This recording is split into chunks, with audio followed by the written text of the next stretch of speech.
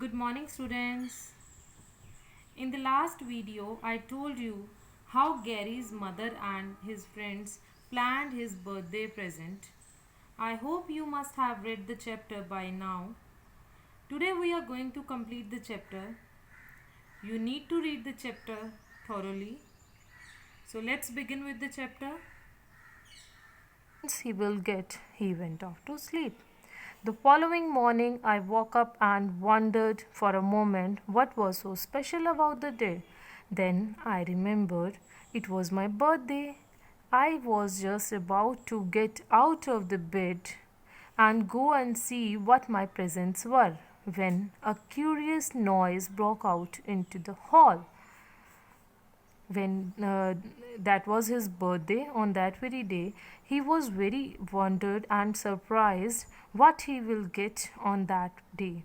He remembered that on his birthday he will definitely get presents, and he was observing, he was watching, and he heard a curious noise that was coming from the hall. Hold its head, came Leslie's voice. Look out, you are spoiling the decoration, wailed Margot. Forget the decoration, and Leslie said, hold its head. Actually, they were planning to give a birthday present that was a donkey to Gary.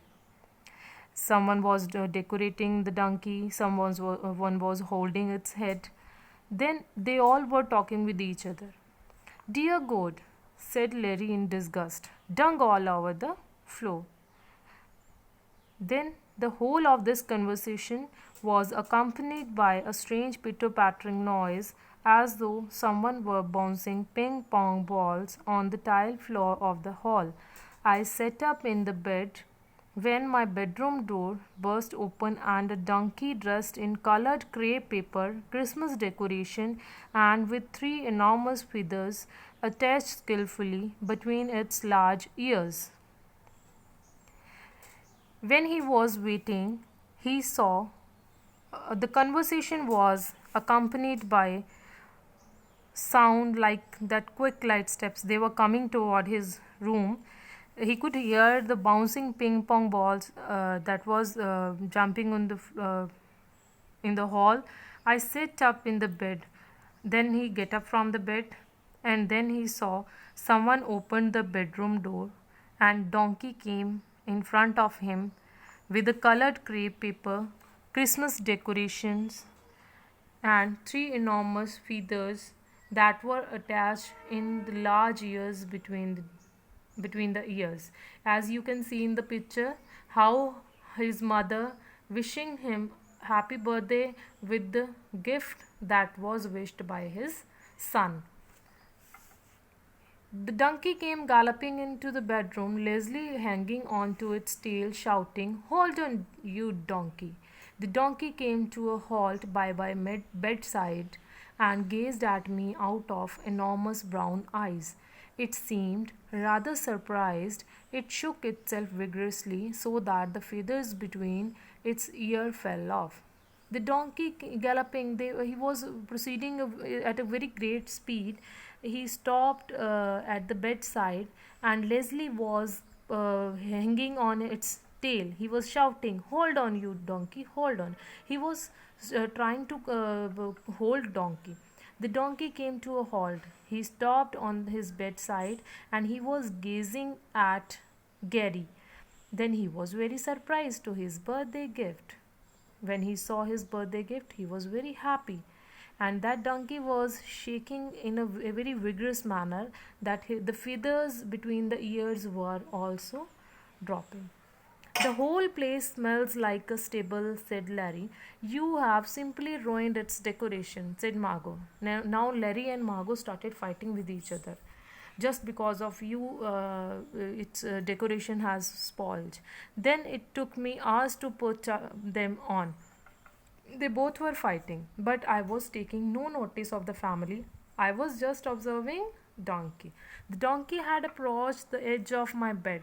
It stared at me for a moment, then it gave a little throaty chuckle and thrust in my outstretched hands a grey muzzle as soft as everything soft I could think of.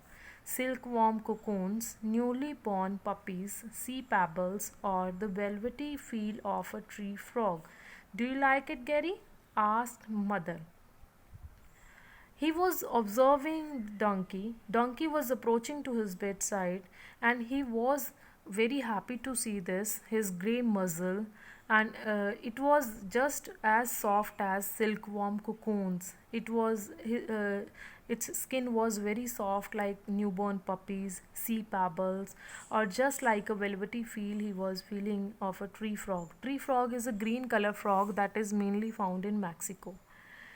Now his mother asked, Gary, do you like it? He was speechless. Like it, yes. The donkey was a rich dark brown, almost plum color with enormous ears like lilies, white socks over tiny polished hooves as neat as a dancer's shoes.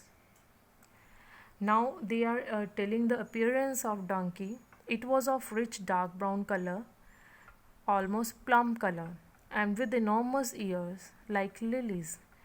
They are telling that the donkey's ears was just like lilies, and we can see also in the picture white socks over tiny polished hooves as neat as dancers shoes. It was just appearing that the donkey is wearing dancers shoes. Running along her back was a broad black cross. Round each great shining eye she had a neat white circle which showed that she came from the village of Custody.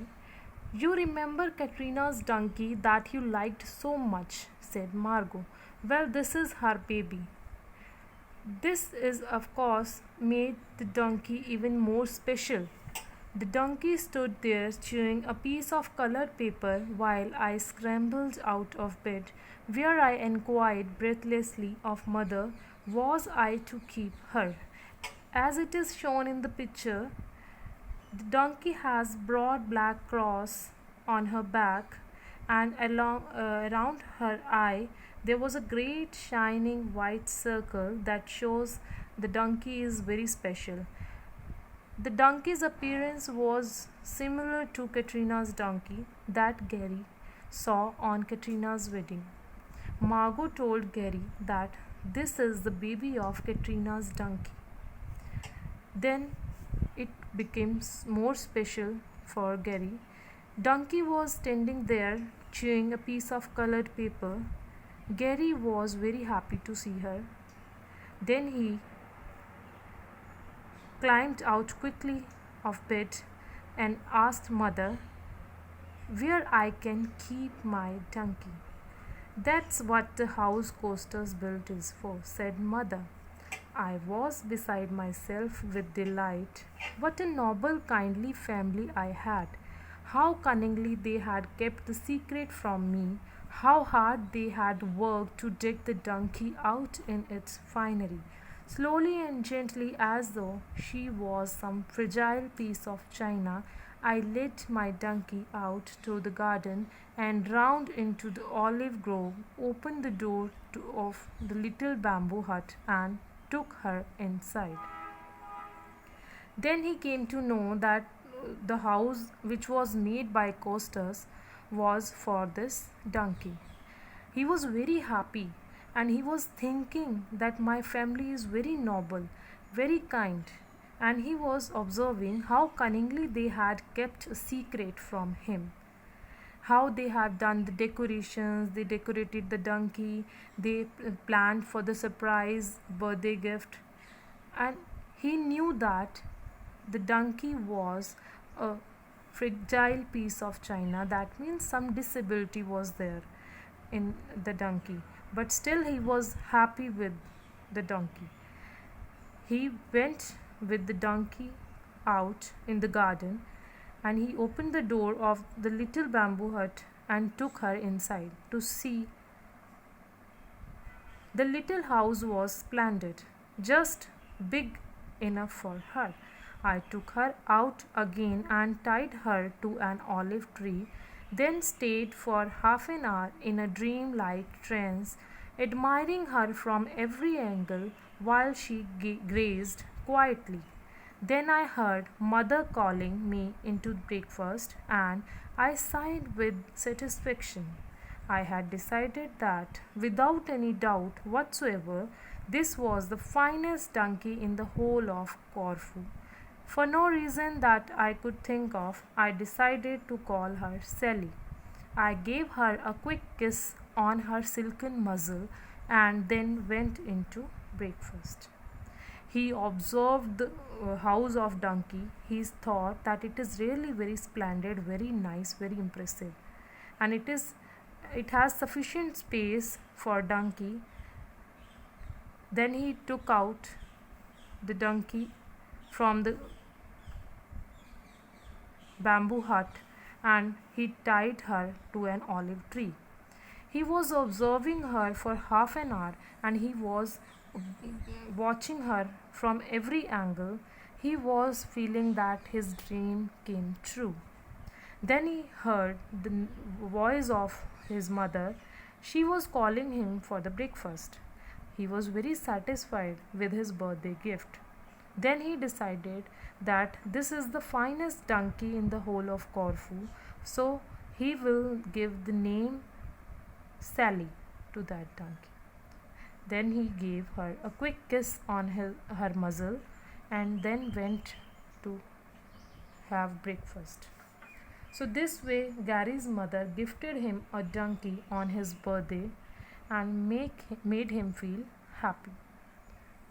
Thank you, students.